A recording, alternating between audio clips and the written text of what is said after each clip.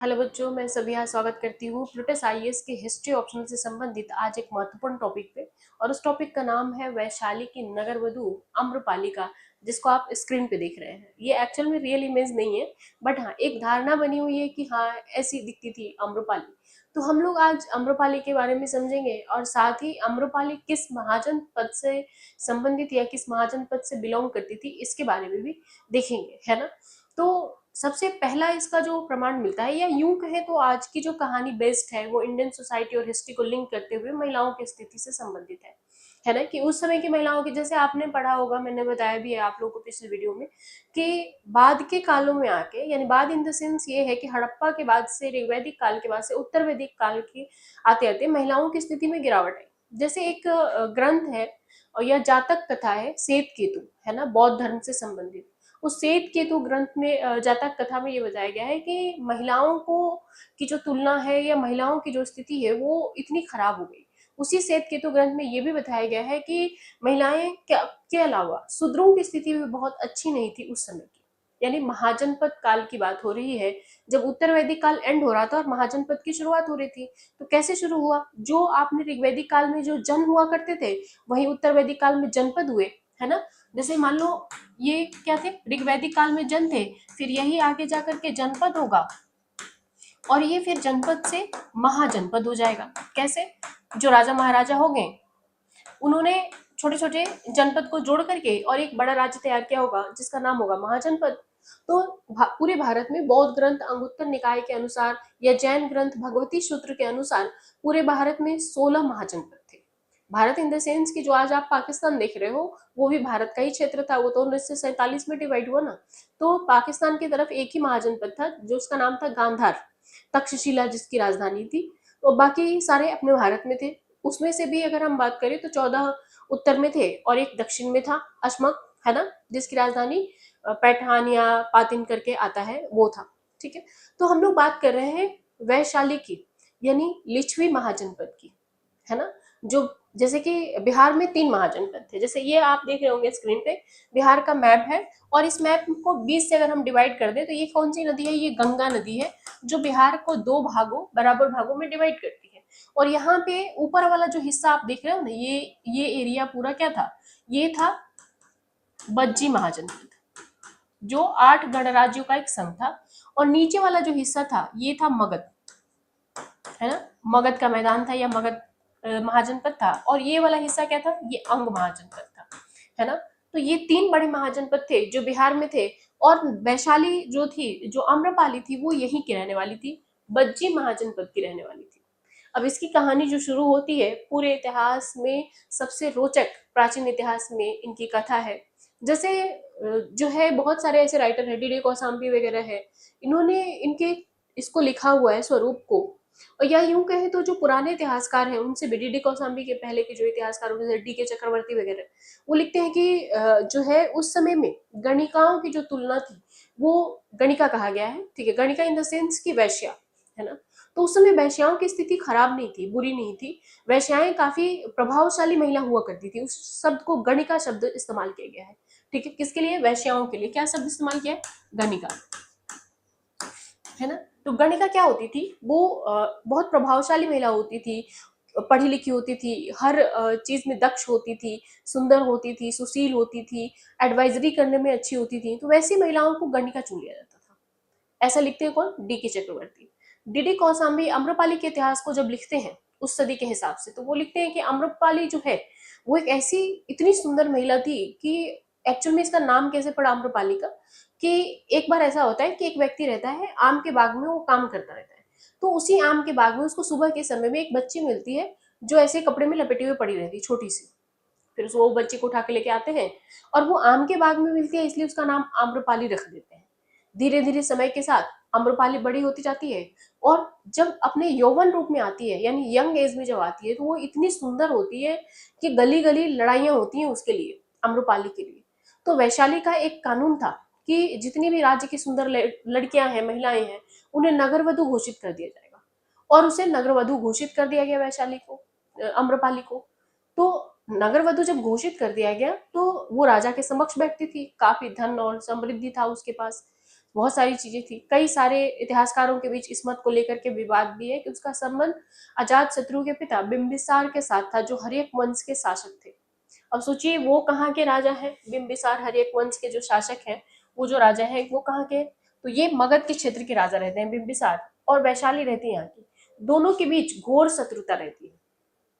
यही रीजन है कि बोला जाता है कि अम्रपाली ने एक बीच का रास्ता अपनाया, और वो बीच का रास्ता ये था कि वो बौद्ध धर्म की संगत में जाके मिली, भगवान बुद्ध से मिलने गई। और बुद्ध मतलब कि एक समय ऐसा था कि भगवान बुद्ध जब उपदेश देते थे लोगों को, तो उसे कौशला कहा जाता था, है ना। वो एक पूरा एरिया ऐसे जहाँ पे खड़े होकर उपदेश दे रहे, वहां पे अम्रपाली भी सुनती है उनके उपदेश को। और जब उनके बुद्ध उपदेश दे लेते हैं तो उनसे जाके मिलती है और बोलती है कि आप अपने शिष्यों के साथ हमारे यहाँ हमारे महल में आइए, भोजन के लिए निमंत्रण देती है।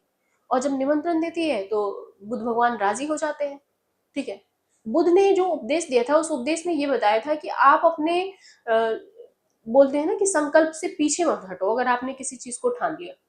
और जब अम्रपाली उनको न्योता देकर के खाने के लिए दावत का आगे जाती है, तो वो बाहर उनको अजात शत्रु और उनके छोटे भाई से मुलाकात भी होती है।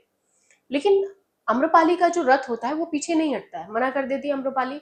क्यों? क्योंकि वो दृढ़ संकल्प कर ली रहती है कि वो अपने पथ पे अपने हिसाब से चलेगी। लास्ट में अजात शत्रु को पीछे हटना पड़ता है, अम्रपाली अपने रथ को लेके निकल जाती है। और बुद्ध जो है, अजात शत्रु भी बुद्ध को न्योता देने ही जा रहे थे। तो उस बीच ये होता है कि दोनों की टक्कर होती है आमने सामने की, और फिर वो आगे बढ़ जाते हैं। फिर उसके बाद अगले दिन बुद्ध भगवान उनके यहाँ अम्रपाली के यहाँ जाते हैं भोजन करने के लिए। और फिर बुद्ध उपदेश देते हैं कि सारे इच्छाओं, सारे तुम्हारे पापों का जो कारण है वो तुम्हारी इच्छाएं हैं। किसी के लिए भी, वो जनरल ऐसे बोलते हैं, आम्रपाली को नहीं, अपने उपदेश में। और उसी समय आम्रपाली अपने जितने भी कीमती ज्वेलरी और चीजें थी उसको उतार के रख देती है, और एक साधारण वस्त्र धारण कर लेती है, भिक्षुणी बन जाती है, अपने केस भी मुंडवा देती है। और एक बोला जाता है कि एक वाटिका था जिसको बिंबिसार ने आम्रपाली के नाम किया था। उस वाटिका का नाम था अम्र वाटिका, है ना। उस वाटिका को भी उन्होंने बौद्ध संघ को दान में दे दिया और बौद्ध धर्म को अपना लिया। बाद में जाकर के विवाद होने लगा महिलाओं को लेकर के। इसीलिए बुद्ध की माँ जो थी गौतमी प्रजापति, जो उनका पालन पोषण की थी, उन्होंने भी अपने बाल को मुंडवा लिया था और पुरुषों के भांति धोती चादर लपेटकर भिक्षा मांगा करती थी। सोचिए, अम्रपाली एक राजकुमारी की तरह जीवन जीती थी, लेकिन बुद्ध के एक उपदेश ने उसके जीवन को पूरी तरह परिवर्तित कर दिया। उसने सारे राजपाट छोड़ दिए और बिल्कुल सादा जीवन जीने लगी।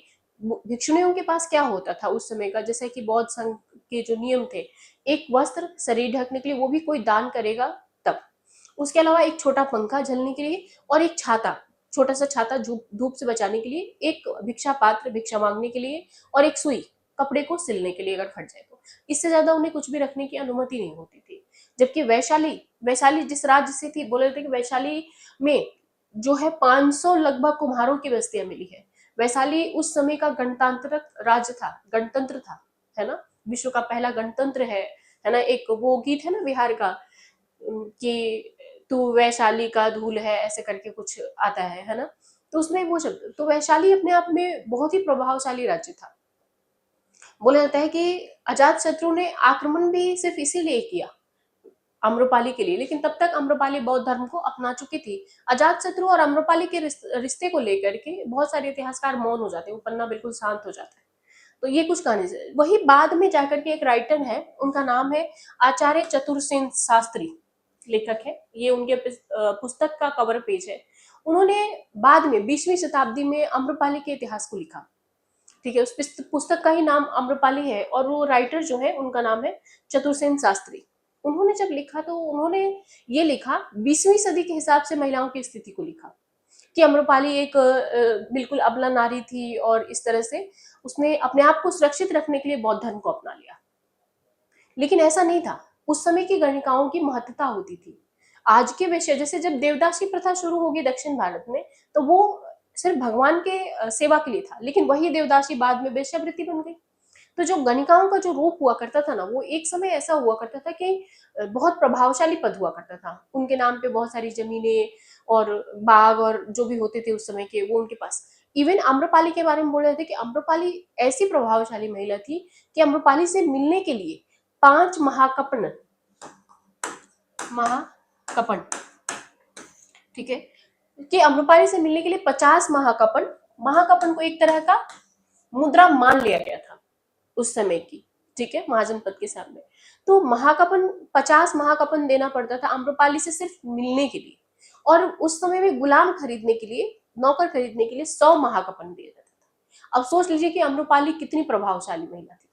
तो अम्रपाली को कई सारे रूपों में आपने देखा होगा, अलग अलग किताबों में अलग अलग चीजों को पढ़ा होगा। तो ये था अम्रपाली का पूरा, ये कि क्या उनका व्यू था और उस समय के इतिहास के हिसाब से क्या थी। आज वर्तमान या 20वीं सदी के इतिहासकारों का क्या व्यू है उनको लेकर के। 20वीं सदी के इतिहासकार जो है वो उन्हें अबला नारी करके प्रेजेंट करते हैं, लेकिन ऐसा नहीं था। पिछले जो इतिहासकार हैं जैसे डी कौशाम्बी हैं, डी चक्रवर्ती वगैरह हैं, उन्होंने वैशाली को एक प्रभावशाली महिला के रूप में बताया, ठीक है, सॉरी, अम्रपाली को एक प्रभावशाली महिला बताया है, और जो कि रही भी है शायद। ठीक है, बोला जाता है कि उसने बिंबिसार से सिर्फ इसलिए संबंध बनाया कि अपने राज्य की सुरक्षा कर सके। क्यों? क्योंकि वो वहां की नगर वधु थी। तो बिंबिसार उससे मिलने जाया करता था चुपके चुपके से रात के समय में, है ना। तो जब अगर मिलने जा रहा है तो वो उस नगर पे आक्रमण नहीं करेगा ना, उस नगर को ध्वस्त नहीं करेगा। तो ये उसने अपने नगर को बचाने के लिए बिंबिसार के साथ संबंध बनाए, ऐसा कई सारे इतिहासकार लिखते हैं। ये भी एक बड़ा रीजन था उसका। ठीक है, तो ये इस तरह की जो प्रेम कथाएं हैं, जो चीजें हैं, या जो महिलाएं हैं, पर ऐसा माना जाता है कि प्राचीन भारतीय इतिहास के महाजनपद काल की सबसे प्रभावशाली महिला थी वैशाली, अम्रपाली। और ये इस तरह की उसकी घटनाएं थी और जो चीजें थी। ठीक है बच्चा लोग, आप जल्दी से हमारे चैनल को लाइक और सब्सक्राइब कर लीजिए, ताकि आने वाली खबरों की सूचना फिर मिले आपको और आपकी तैयारी बेहतर हो सके। आज का क्लास समाप्त करती हूँ। Thank you class, thank you बच्चा लोग।